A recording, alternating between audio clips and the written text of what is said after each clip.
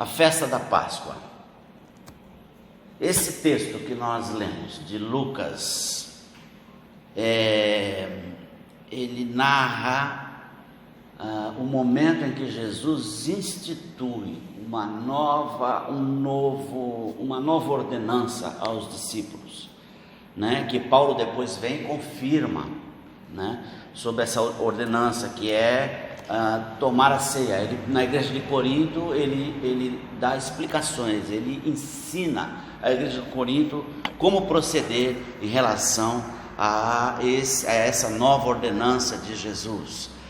Quando é que isso acontece? Isso acontece porque eles vinham festejando desde o momento em que saíram da terra do Egito.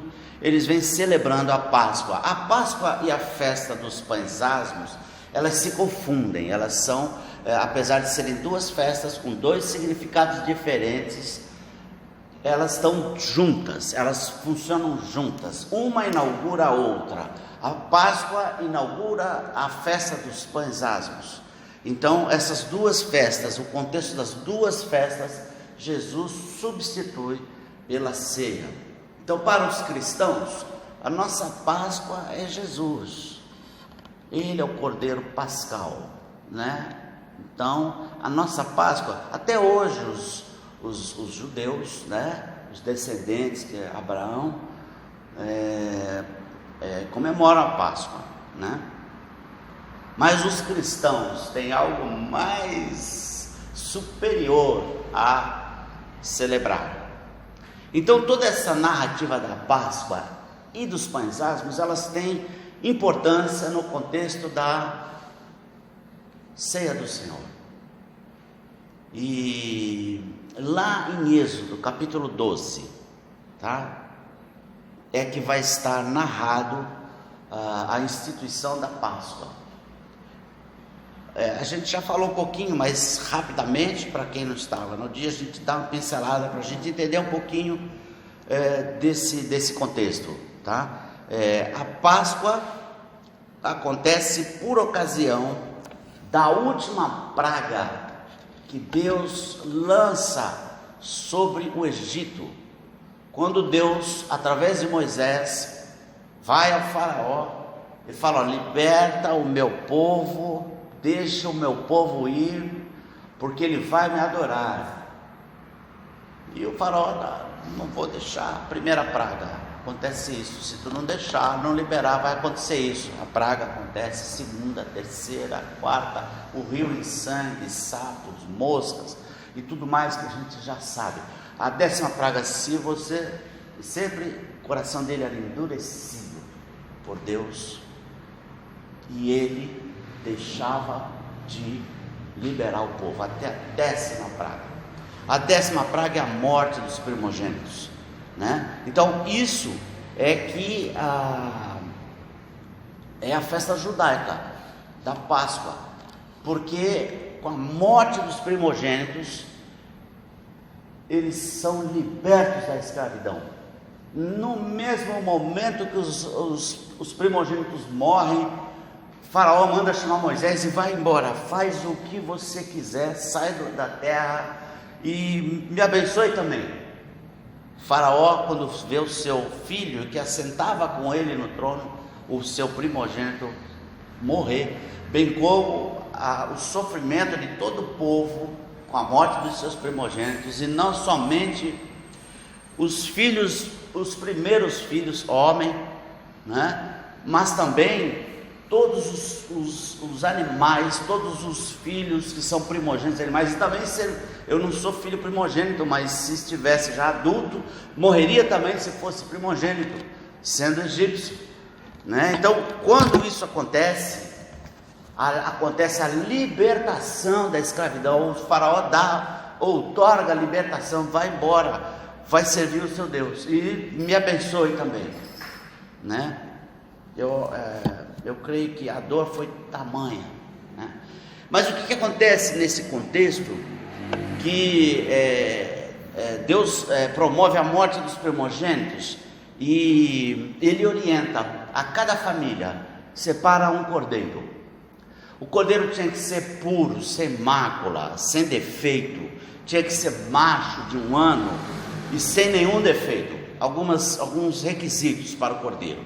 E para cada família um cordeiro, ou para cada ajuntamento de pessoas, alguns próximos poderiam também se juntar, dependendo do tamanho da família, porque aquele cordeiro serviria de alimento, ele seria assado, sacrificado, tirado o sangue, aspergido sobre as portas da casa e assado para alimento dos filhos de Israel. Ninguém podia sair de casa, todo mundo ficaria em casa onde o sangue do cordeiro foi passado nas portas, e isso ia proteger os filhos de Israel. Assim Moisés orientou através da ordem divina.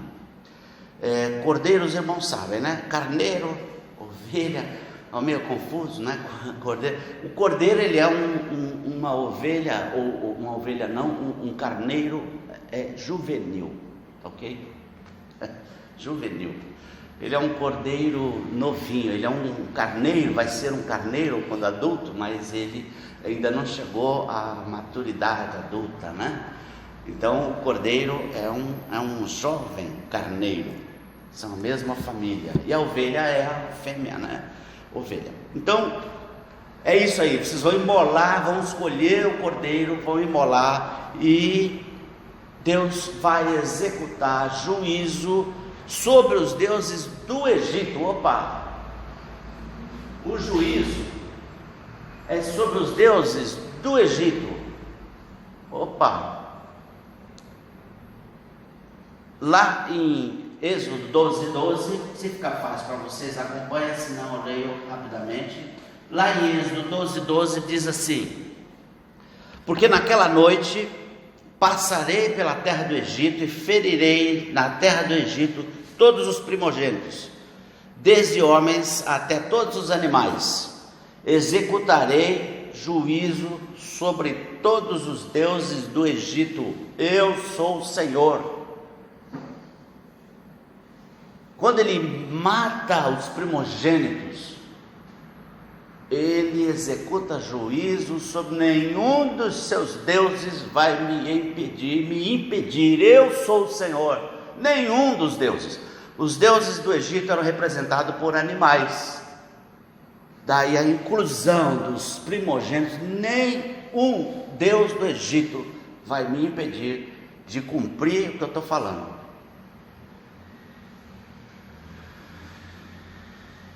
Nenhum ser nesse universo resiste ao Senhor Deus. Então Deus passou pelo Egito e feriu de morte todos os primogênitos. E a noite silenciosa, que nem um cachorro latia, segundo a palavra no texto. Nenhum cachorro latia. Passa a ouvir o clamor dos egípcios pela morte dos seus filhos, né?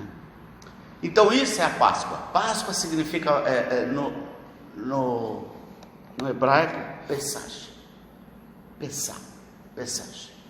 que é passagem, passar por cima. Isso significa, no sentido, o significado desse passar por cima, ele está no sentido de poupar.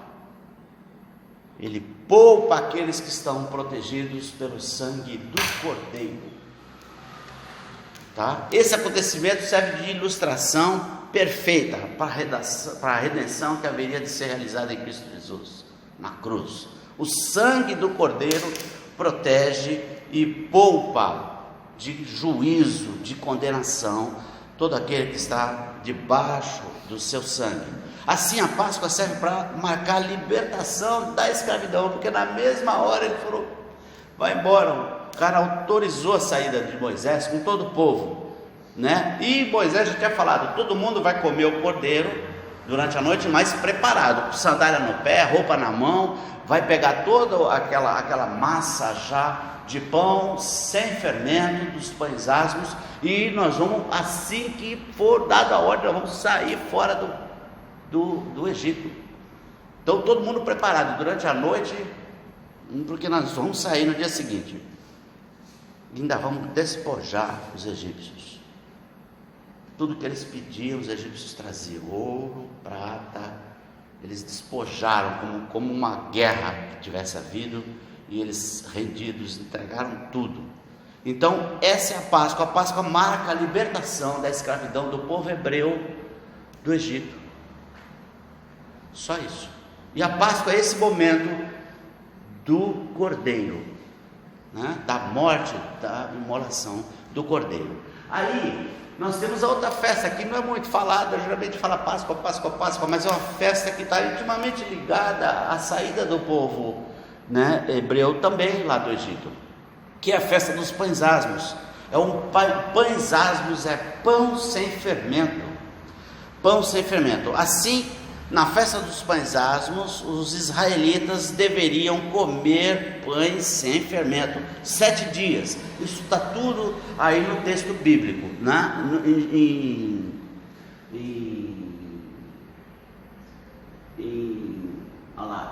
Êxodo 12:15, né? Em Êxodo 12:15 ele fala assim: 7 dias comereis pães asmos. Está dentro do mesmo contexto, é no mesmo capítulo da instituição da Páscoa. Então comereis pães asmos por 7 dias. Logo ao primeiro dia tirareis o fermento das vossas casas, pois qualquer que comer coisa levedada, desde o primeiro dia até o 7º dia, essa pessoa será eliminada de Israel.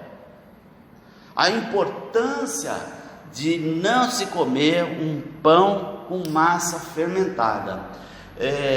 A festa dos pães asmos e da Páscoa aconteceu juntas. Acabou ao crepúsculo da tarde, se sacrificava, se imolava o cordeiro. Essa prática dentro do povo de Israel, durante todos os anos em que eles puderam fazer, em algum período eles estavam exilados na Babilônia, o templo tinha sido destruído, eles já não usavam mais os tabernáculos, mas quando eles não estavam lá, sim, mas quando eles estiveram, todo o tempo eles fizeram essa comemoração, e era feito às 15 horas, das 15 às 17 horas, às 15 horas era quando começava o sacrifício, e eles, então é o crepúsculo da tarde que fala no texto. A festa dos pães asmos se iniciaria em seguida, assim que acaba o dia. Então na sexta-feira às 18 horas se inicia o sábado.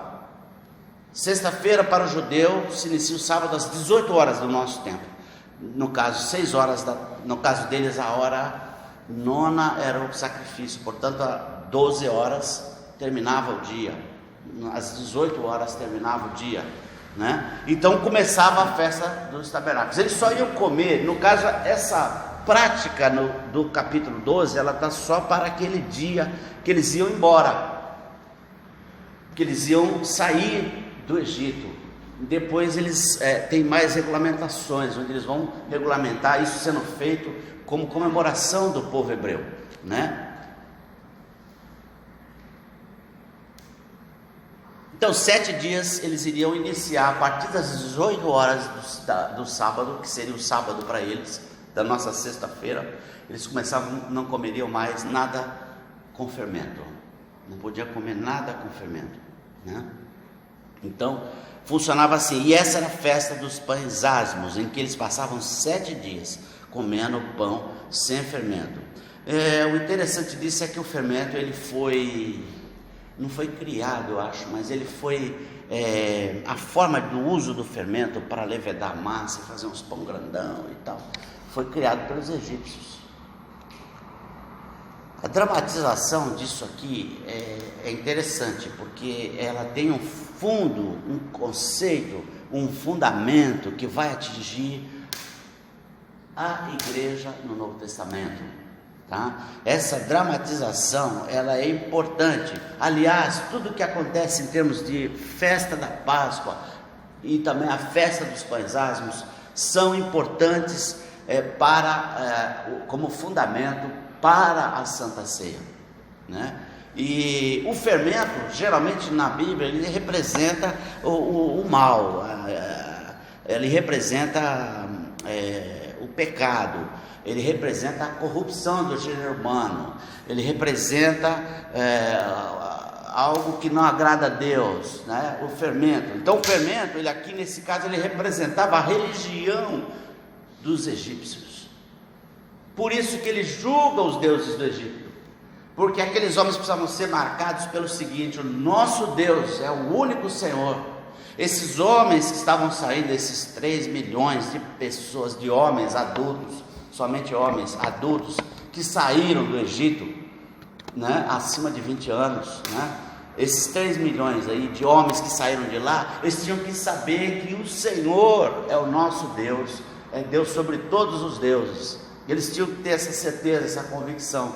E aí deixa a farinha do Egito, deixa o fermento do egípcio, deixa a religião do egípcio, deixa essa religião de aparência do Egito, essa coisa mentirosa. Isso não serve para o povo de Israel, entende? Pode deixar, esvasculhe a sua casa, faça uma faxina na sua casa. Hoje é fácil, né? A gente vai lá naquele armário lá da cozinha, a gente sabe onde está o fermento, onde está a farinha de trigo, onde está, né? Fica fácil, mas naquela época era um pouco diferente, né? Também sabia onde eram os lugares, mas poderia ter mais lugares dentro da casa. Então ele mandou 2 coisas. Deus manda através de Moisés que fossem feitos um mandamento positivo e um mandamento negativo. Vocês vão vasculhar e retirar todo o fermento da sua casa, e não vão comer pão fermentado no período da festa dos pães asmos. No Novo Testamento a gente vê Jesus falando sobre o fermento, né? Acautelai-vos do fermento dos fariseus. Está lá em Mateus 16, capítulo 16, versículos 6 e 12. Acautelai-vos do fermento dos fariseus. Ele está falando do quê? Ele está falando do ensino, da doutrina, da religião aparente. Ele está falando de uma religião de aparência, uma religião de mentira, onde os interesses são outros, que não engrandeceu o Deus verdadeiro. Ele está falando exatamente da mesma religiosidade que existia no Egito, né? E o fermento se referia aos ensinos fariseus. A festa, ela foi constituída para exatamente nós termos práticas de religiosidade, porque Deus conhece o meu coração e o seu. Eu posso ser um adorador aqui no meio, o tal, levanta a mão e faz, mas Deus conhece o coração. E o que ele está falando é o seguinte: acautelai-vos do fermento dos fariseus, daquela doutrina, daquele modo de agir corrupto.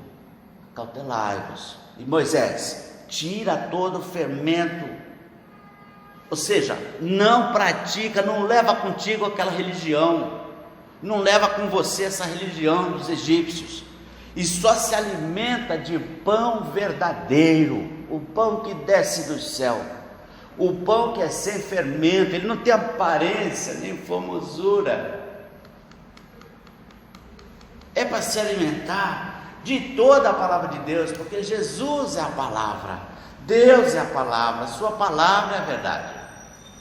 É para se alimentar da palavra de Deus, pão sem fermento, tá certo? Então a gente já sabe agora que a festa dos pães asmos foi instituída para marcar claramente a saída de Israel do Egito. Uma é a libertação do pecado, a outra é a saída do Egito, do país que me escravizava, do sistema que me escravizava, daquele modo que me obrigava a agir segundo a vontade dos seus senhores, os seus deuses. E aí vem a ceia do Senhor.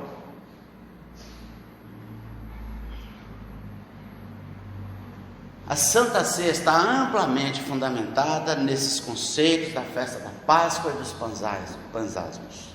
Em 1 Coríntios 11:20, Paulo chama de a ceia do Senhor. A ceia do Senhor porque ela foi oferecida por Jesus aos seus discípulos. É a ceia do Senhor porque Ele entregou a sua vida, porque Ele ofereceu a sua vida. porque ele ofereceu a si mesmo por sacrifício vivo, santo e agradável a Deus.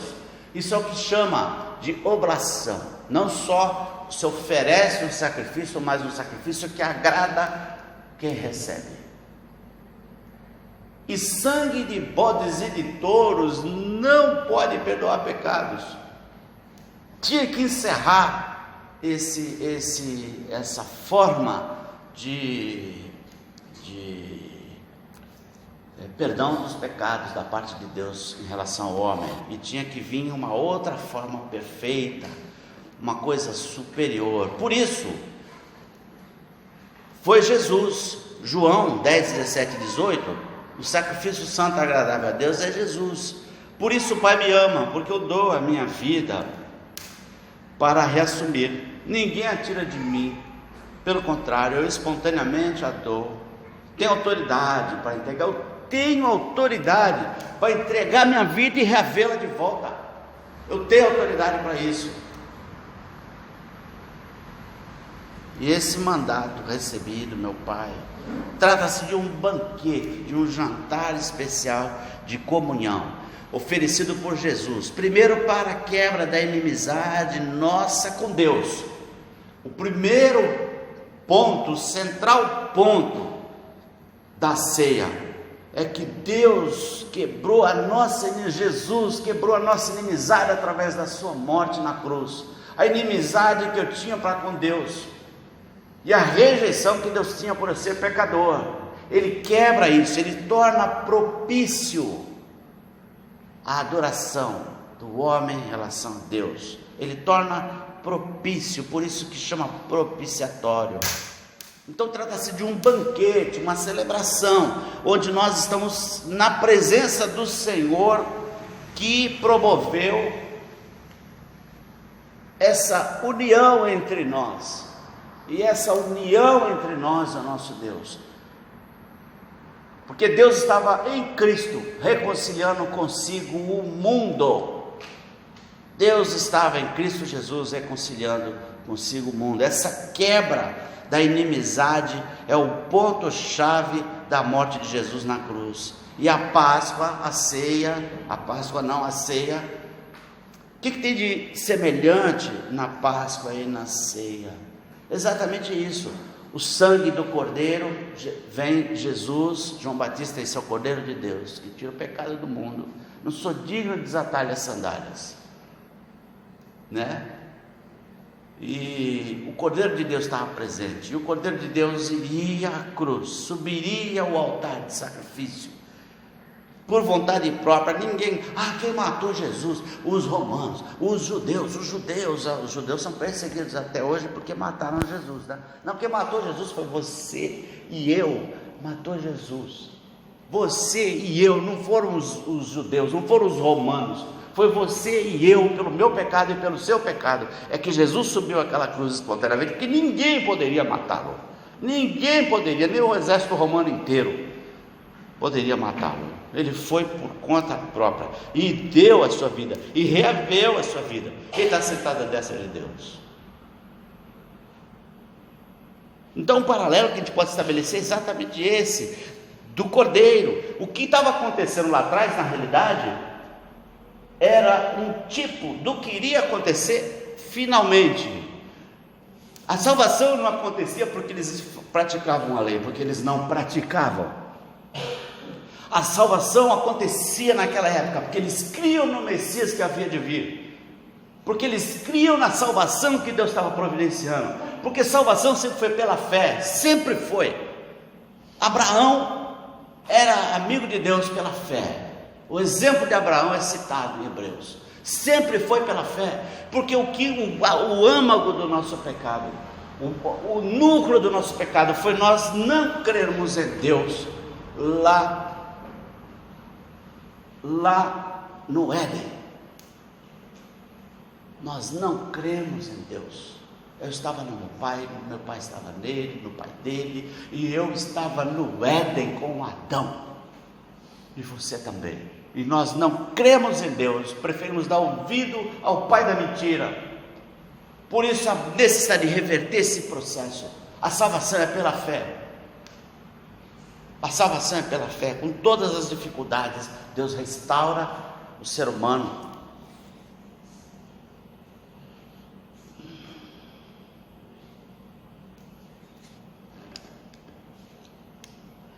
Lançai fora o velho fermento. 1 Coríntios 5, 7, 8. Paulo é sensacional. Ele tem, assim, é impressionante, porque você não vê falar nada disso antes, né? Mas Paulo, quando ele pega em Corinto, ele pega o primeiro livro de Coríntios, a primeira epístola de Coríntios, aos Coríntios, ele fala alguns conceitos que a gente costuma sempre ler, né? Coríntios 11, mas tem outros pontos, outras passagens. E ele está falando exatamente desse contexto da festa, porque Paulo era altamente conhecedor de toda a legislação do Antigo Testamento. Ele foi criado aos pés de Gamaliel, um tremendo professor, um doutor lá da lei judaica, e ele foi criado ao pé. Ele aprendeu para valer, porque ele era um homem dedicado, apesar de errado inicialmente, dedicado ao conhecimento da palavra de Deus. E ele aprendeu, e ele fala exatamente sobre essa questão: lançai fora o velho fermento. Está lá em Coríntios 7, 8. Isso está lá em Coríntios 5, 7 e 8. Lançai fora o velho fermento, para que sejais massa nova, como sois, de fato, sem fermento. Ponto. Sois. Salvação é santidade.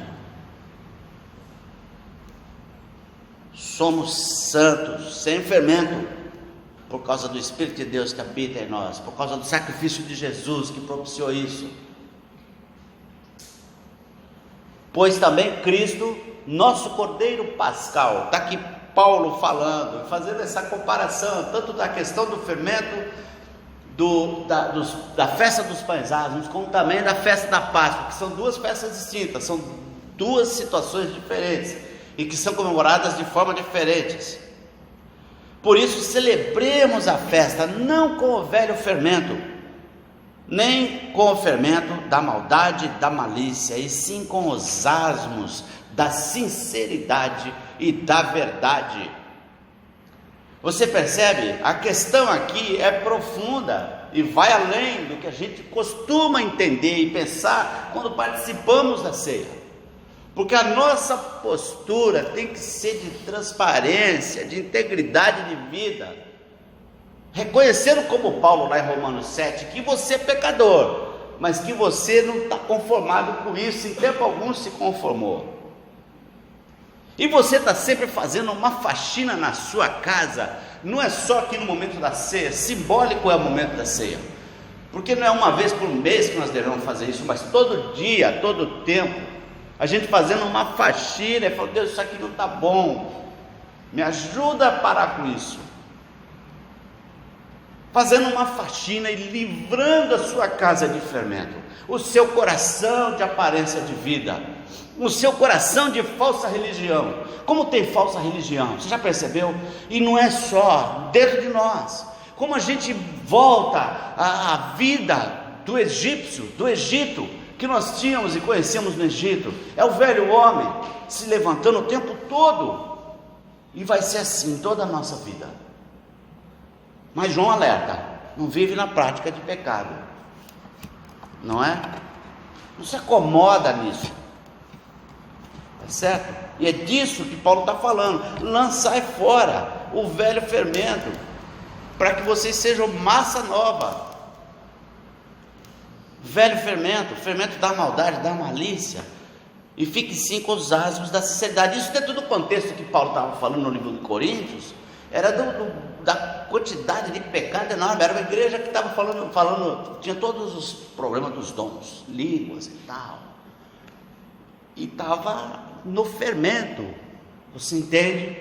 Paulo está orientando, porque lá até alguém que possuía a mulher do seu pai, sexualmente falando, existia, e a igreja nem aí com isso. Isso é a velha natureza, que Deus não quer mais na nossa prática de vida. Entende isso? Então, comemos o pão, que é a carne de Cristo, e bebemos o seu sangue. Quando ele falou isso, os caras, olha, quer saber de uma coisa? Eu não quero mais. Virar as costas para Jesus. Se você pegar nos evangelhos, não lembro agora o texto, mas os caras viraram as costas. Comeu. Tudo isso aí é legal, que você está falando, que você está fazendo, mas comeu a tua carne e o teu sangue, com licença. O que ele estava falando era se apropriar dessa condição, da salvação do sangue derramado, dessa nova aliança, e da questão do alimento para me manter vivo. O pão sem fermento, vida de santidade. É disso que Jesus estava falando. Eles não entenderam, também não fez questão de se entender, simplesmente virar as costas. Não os discípulos, mas outros seguidores foram embora.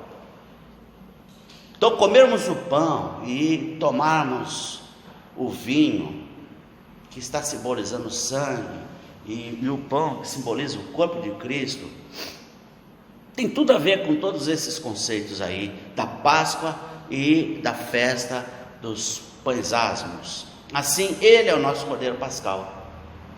Por isso, não podemos confundir Páscoa judaica com ceia do Senhor. Celebração cristã, nós temos duas. Ambas são ordenanças de Jesus. Uma é o batismo. Você recebeu Jesus, tem aqui, ó. Submeta-se ao batismo. Quem crer e for batizado será salvo. Você sabe que eu tive muitas dificuldades quando eu era mais novo, porque a igreja metodista, ela batiza criança. Eu até hoje não concordo, não vejo base bíblica, embora nós entendamos que as crianças são bem-vindas pelo Senhor, elas são bem aceitas pelo Senhor, e Ele sempre abençoa as crianças. A gente vê texto bíblico dizendo isso, mas não é para ser batizada, porque o batismo, Jesus mesmo foi com 12 anos, né? E o batismo, ele envolve, não, Jesus foi,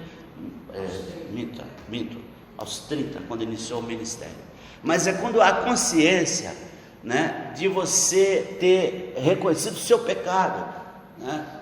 Então, apesar de eu ser criado na igreja metodista, meus filhos nasceram todos na igreja metodista, eu fui batizado quando criança, meus pais me levaram e me batizaram, mas quando eu saí da igreja metodista, os meus filhos não foram batizados na igreja metodista como criança, e quando nós saímos da igreja metodista, os meus filhos já eram crianças, eles não tinham sido batizados, eu me batizei nas águas. Eu fui batizado nas águas, né? Porque eu ia naquela mudança ensinar. Isso aí me gerou uma certa dificuldade, porque eu ficava pensando, eu devo fazer, não devo fazer, eu devo fazer, não devo fazer. Sabe, se eu posso fazer, por que eu não vou fazer? Lá no contexto da metodista, se eu forçasse a barra, eu também seria batizado, porque eles também batizam adultos. Se eu forçasse a barra, também seria batizado. Mas era tenso isso, era tenso, porque não era uma prática comum. Eu fui batizado como criança, isso não tem problema, só não teve o efeito que o batismo, que a palavra ensina, teria, né? Só não teve esse efeito, porque é consequência da nossa conversão. Então eu morro com Jesus para ser ressuscitado com Ele. Esse é o batismo, submersão na água.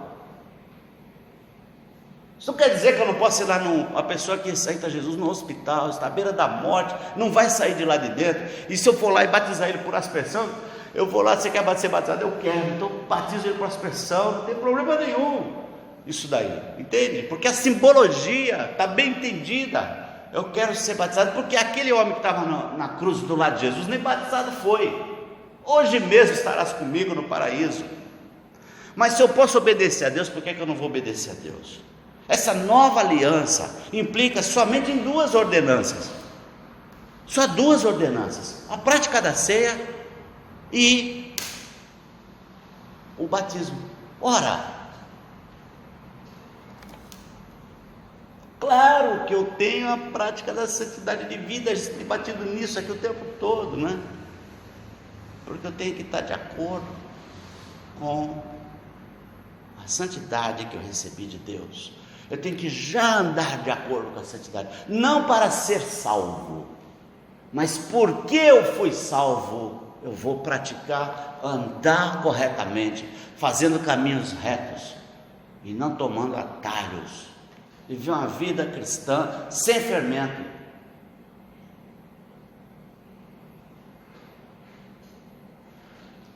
E aí tem a nova aliança que Jesus cria, né? Trata-se do cumprimento dessa promessa feita por Deus ao povo de Israel. A primeira promessa foi em que todas as nações da terra, todas as famílias da terra seriam abençoadas em Abraão. Não tinha lei ainda, não tinha Moisés ainda. Todas as nações seriam abençoadas na descendência de Abraão. Na realidade, o que vem depois ali, Moisés, a lei, o Pentateuco, todo o sacrifício, o templo, tudo que vem depois, vem simbolizar aquele que havia de vir. Ele é o centro de todo o universo, é Jesus o centro de todo o universo. E tudo isso que está para lá, está mostrando a vinda desse Senhor sensacional, que veio nos salvar. É disso que nós estamos falando. Uma nova aliança. Aquela aliança antiga não serve. E isso foi profetizado por Jeremias. Antes, lá no início, quem outorgou a nova aliança, em Deuteronômio 18, 19, Deus já fala para Moisés falar para o povo: suscitar-lhes-ei um profeta do meio dos seus irmãos, semelhante a ti, em cuja boca porei as minhas palavras, e ele lhes falará tudo o que eu lhe ordenar. De todo aquele que não ouvir as minhas palavras que ele falar em meu nome, Deus falando, disso lhe pedirei contas. Se aquele profeta que eu vou levantar, não Moisés, aquele superior promessa de Deus, não essas promessas que são sombras das que havia de vir, mas se você não ouvir o que ele tem para falar, aí eu vou te pedir contas.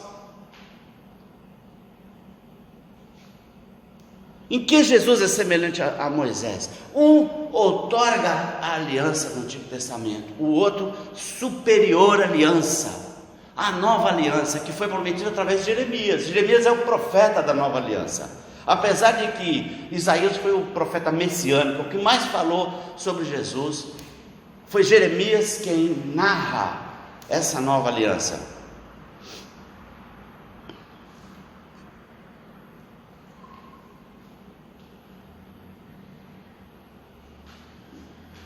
Lá em Hebreus 8,6, o autor de Hebreus confirma que Jesus é o autor da nova aliança. Ele é o mediador da superior aliança instituída com base em superiores promessas. Jeremias ele nos faz conhecedor de que o Senhor faria uma nova aliança conosco, a nova aliança com a casa de Israel, com a casa de Jacó, e dessa casa de Israel e Jacó para todas as nações. Eis aí vem dias, isso está lá em Jeremias, se você quiser acompanhar, 31, 34, eis aí vem dias, diz o Senhor, em que firmarei nova aliança com a casa de Israel e com a casa de Judá, não conforme a aliança que fiz com seus pais, no dia em que os tomei pela mão para os tirar da terra do Egito, não conforme aquela aliança lá. Aquela aliança não serve, porque sangue de bodes e de touros não pode perdoar pecados. Então não conforme a aliança que fiz com seus pais, no dia em que os tomei pela mão para os tirar da terra do Egito, porquanto eles anularam a minha aliança. Porque uma aliança, ela implica em direitos e deveres do ser humano. Quando eu casei com a minha esposa, eu tenho direitos e deveres com ela comigo. Implica em nós termos deveres com o Senhor, e aquela aliança fala assim. Mas os filhos de Israel quebraram a aliança, Mas Deus já sabia que isso ia acontecer, porque a promessa anterior foi visando Jesus lá na frente, e não essa primeira aliança. Mas a aliança é boa, mas a lei é boa. A lei é dada para a gente conhecer que a gente é pecador, que a gente não consegue cumprir aquela lei de Deus. Nós não conseguimos cumprir aquilo lá. Por isso precisamos do Senhor que vem. Porquanto eles anularam a minha aliança, não obstante eu os haver desposado, diz o Senhor, porque é esta aliança que firmarei com a casa de Israel. Depois daqueles dias, diz o Senhor, na mente lhes imprimirei as minhas leis, também com o coração lhes escreverei. Eu serei o seu Deus e eles serão o meu povo. Não ensinará jamais cada um ao seu próximo, nem cada um ao seu irmão, dizendo, conhece o Senhor, porque todos me conhecerão, desde o menor até o maior deles, diz o Senhor. Pois perdoarei suas iniquidades e dos seus pecados jamais me lembrarei. Compromisso eterno, aliança eterna. Agora Jesus é o garantidor. É na aliança, é do meu sangue, não é do sangue de qualquer cordeiro, não é do sangue de bodes nem de touros, é do meu sangue, é o sangue do Deus eterno, imortal, que se tornou semelhante, se tornou um de nós, um dos irmãos da descendência de Davi, da descendência de Abraão, se tornou um de nós e foi ser o sacrifício voluntário por mim e por você. Ele se torna o garantidor dessa nova aliança que Deus faz. Então, Ele é o verdadeiro Cordeiro de Deus, tira o pecado do mundo. Você vê que quanta coisa que a gente passa batido quando está uma ceia. E eu gostaria de lembrar isso. A nova aliança é no sangue de Jesus. A nova aliança, ela é uma ordenança de Deus. Até a sua volta, a nova aliança, ela é celebrada no pão e no vinho. A nova aliança, ela nos é dada em lugar da Páscoa. Em lugar da Páscoa, os cristãos participam da Santa Ceia. A Páscoa é algo para a gente tirar princípios, fundamentos, porque prefigura o que havia de vir. Assim, tomando por base a festa dos pães asmos, a gente também sabe que ela conclama que nós examinemos o nosso interior. Você vê como Paulo era sensacional. Ele fala assim: examine-se, pois, o homem a si mesmo, procura na sua casa resquícios de fermento e lança fora resquícios de falsa religiosidade, de aparência de vida cristã. Elimina. Isso é o que fala a festa dos pães asmos, tá? É por isso que é possível que a gente tenha a mesma aparência dos incrédulos. Quem olha para um crente, olha para o incrédulo, a aparência é a mesma. Inclusive pecam também. E aí não dá para distinguir olhando, né?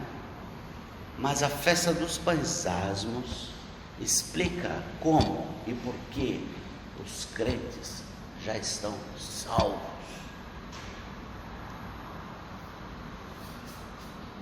Primeiro, porque participaram do sangue do Cordeiro, do sacrifício do Cordeiro, e tomam parte na sua carne e no seu sangue. E é esse que é o nosso símbolo da ceia do Senhor. Através desses fundamentos da festa, das duas festas, nós somos chamados a romper com os sinais da nossa velha vida no Egito, quando éramos escravos do pecado. No Egito, quando éramos escravos do Egito, daquele sistema de governo e de religiosidade aparente. A libertação da escravidão é a saída da velha vida do pecado, quando nós lembramos do fundamento da festa dos pães asmos. E Jesus é o garantidor dessa nossa aliança agora. Amém? Que a gente possa entender mais um pouquinho do que é a Santa Ceia, a ceia do Senhor. O que Deus fez por mim e por você. Eu queria que você baixasse a cabeça, nós vamos orar. Porque mesmo aqui no nosso meio, a gente pode ter pessoas que nunca aceitaram Jesus, nunca receberam Jesus na sua vida. E eu não posso deixar de, falando de tudo isso, todos esses conceitos impressionantes de uma palavra eterna e profunda como ela é. Eu não posso deixar de falar para você que você precisa receber Jesus. Exatamente como Nicodemos. Jesus chega para Nicodemos: importa-vos nascer de novo.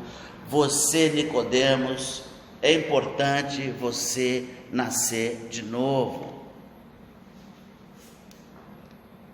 Um novo nascimento. Todos quantos receberam a Jesus, deu-lhes o poder de serem feitos filhos de Deus.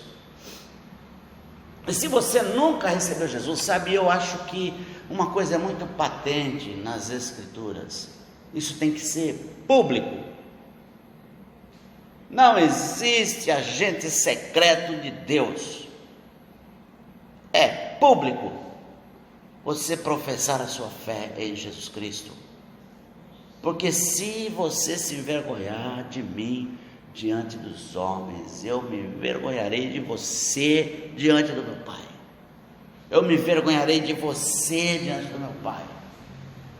Eu te negarei diante do meu Pai. É importante que nós possamos receber Jesus como Senhor e Salvador. E não importa a idade, não importa se você nunca recebeu Jesus publicamente, meu irmão. Seja sem vergonha na fé em Cristo Jesus. Levanta a mão para que a gente possa orar. E você recebeu Jesus agora. Receber Jesus na sua vida. O que vai fazer toda a diferença. Sem isso, não tem como chegar diante de Deus.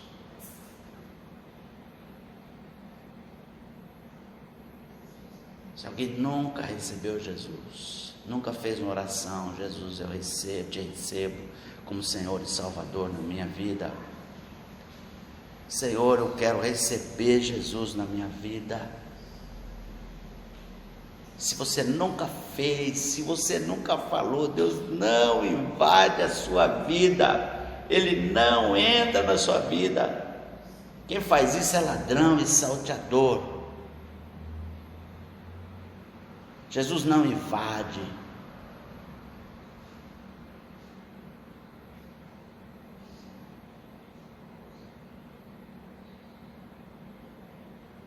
Amém. Amém. Obrigado, Deus, pela tua palavra. Obrigado, Senhor, porque tu podes falar ao nosso coração, mesmo no Velho Testamento. Às vezes alguns assuntos mais difíceis de entender por causa de cultura, de história, mas tu fala ao nosso coração. Como é importante, Deus, a gente ver no decorrer da história o teu cuidado conosco. Como é bom, Deus, como é importante a gente saber que a garantia agora dessa nova aliança não está na nossa mão, porque se tivesse eu ia falhar também, que nem falhou alguns do teu povo, Israel. Então, Senhor, nos ajuda, que a gente possa crescer em santidade, que a gente possa te agradar com a nossa vida. E Deus, perdoa, porque ainda praticamos o mal, ainda temos erros na nossa vida. Muitas vezes nós nem percebemos e a gente comete deslizes diante de Ti.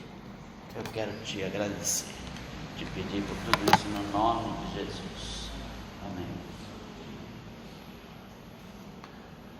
Vamos cantar o último cântico. Nós vamos participar da ceia agora.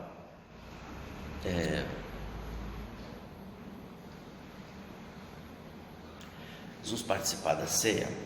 E eu queria pedir uma ajuda para os irmãos. Vou pedir por essas.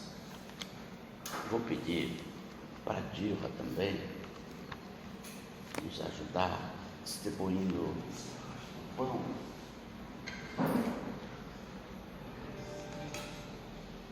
E o cálice.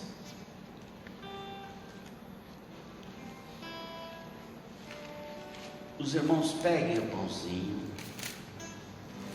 e peguem o cálice, porque nós vamos tomar juntos.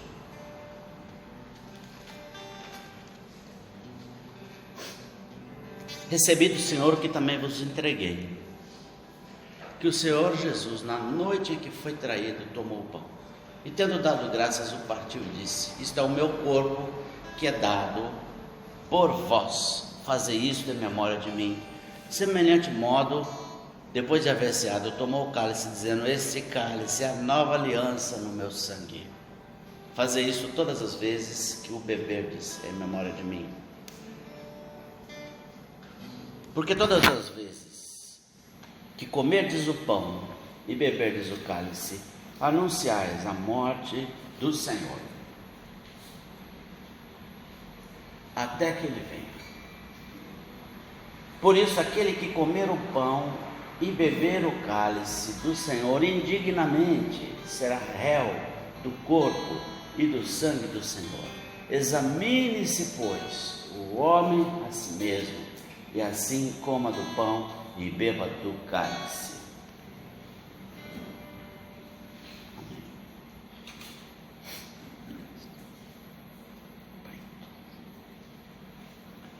Amém. Recebi do Senhor o que também vos entreguei, que o Senhor Jesus, na noite em que foi traído, tomou o pão, tendo dado graças, o partiu e disse: isto é o meu corpo. Obrigado, Senhor, pelo teu corpo partido por nós, que nós podemos fazer parte do teu corpo, como irmãos em Cristo Jesus, já sem inimizade declarada. Nós te louvamos e te agradecemos, porque é esse pão sem fermento que nos aproxima de ti, a carne de Jesus, a sua prática de vida, a sua autoridade de vida, que nós queremos incorporar, nós queremos participar, e demonstramos isso através desse banquete de celebração.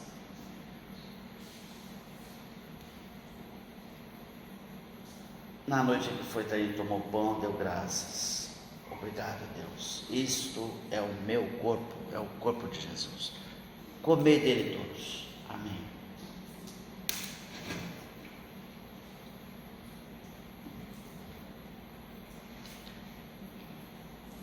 Por semelhante modo, depois de haver ceado, tomou também o cálice, dizendo: este cálice é a nova aliança no meu sangue.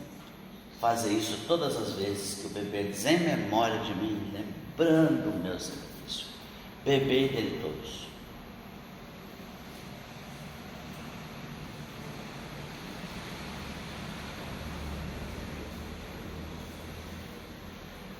Nós queremos te louvar, Senhor, por esse momento, por esse momento precioso em que nós estamos juntos aqui, Senhor.